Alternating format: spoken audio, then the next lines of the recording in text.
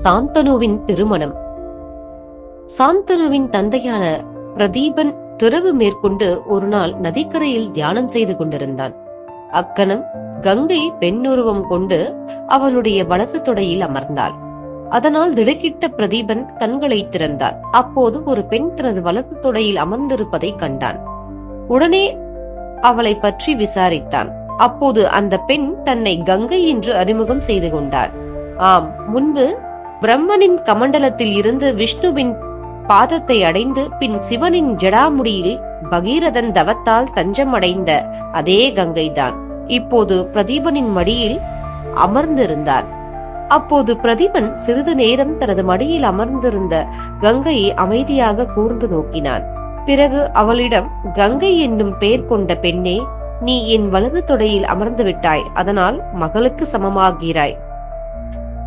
ஒரு மகளின் விருப்பத்தை நிறைவேற்றுவது தந்தையின் கடமை.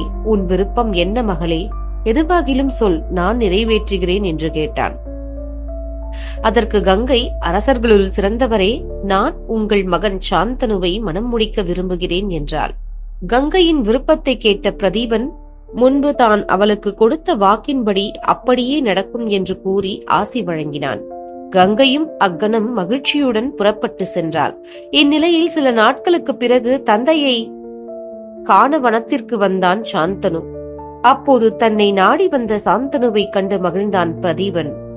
சாந்தனு பிரதீபனின் கால்களில் விழுந்து வணங்கினான். பிறகு தனது தந்தையான பிரதீபனிடத்தில், தந்தையே, நான் ஒரு நல்ல அரசனாக வாழ்ந்து வருகிறேன்.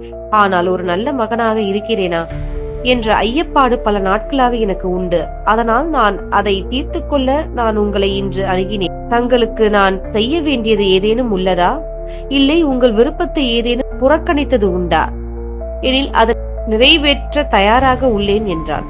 அப்போது அவனுக்கு ஆசி வழங்கிய பிரதீபன் அவனிடம், மகனே சாந்தனு, எனக்கு ஒரு விருப்பம் உண்டு. அது யாதெனில், கங்கை என்ற அழகான பெண் உன்னை அணுகி திருமணம் செய்து கொள்ள விரும்புவாள். அவளது ஆசையை நீ நிறைவேற்ற வேண்டும் என்றார். அக்கணமே சாந்தனுவும் தனது தந்தையின் அந்த விருப்பத்தை நிறைவேற்ற சித்தம் கொண்டான். அப்போது ஒரு நாள் கங்கையும் சாந்தனுவும் சந்தித்தனர். கங்கை தன்னை யார் என்று சாந்தனுவிடம் அறிமுகம் செய்து கொண்டாள். அத்துடன் அவள் பிரதீபனை முன்பு சந்தித்த விவரத்தையும் சாந்தனுவிடம் எடுத்து கூறினாள். கங்கையை பார்த்த மாத்திரத்திலேயே அவளது அழகில் மயங்கினான் சாந்தனு.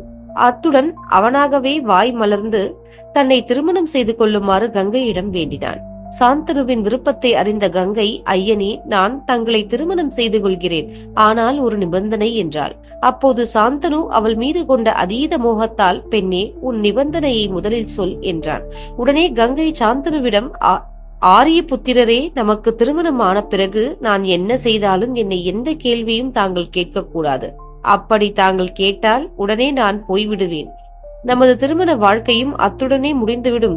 இதுவே எனது நிபந்தனை என்றாள். கங்கை மீது காம வயப்பட்டிருந்த சாந்தனு மறுமொழி ஏதும் சொல்லாமல், இவள் பெரிதாக என்ன செய்துவிடப் போகிறாள் என்று தனக்குள் சொல்லிக்கொண்டு அவளது நிபந்தனையை ஏற்றுக்கொண்டான். உடனே கங்கையும் திருமணத்துக்கு சம்மதிக்க சாந்தனு அவளது கரத்தை ஒரு அற்புதமான முகூர்த்த வேளையில் பற்றினான். அவ்விருவரும் கணவன் மனைவி என்ற பந்தத்தில் காலடி எடுத்து வைத்தனர். அதனால் அஸ்தினாபுரமே மகிழ்ச்சியில் ஆழ்ந்தது.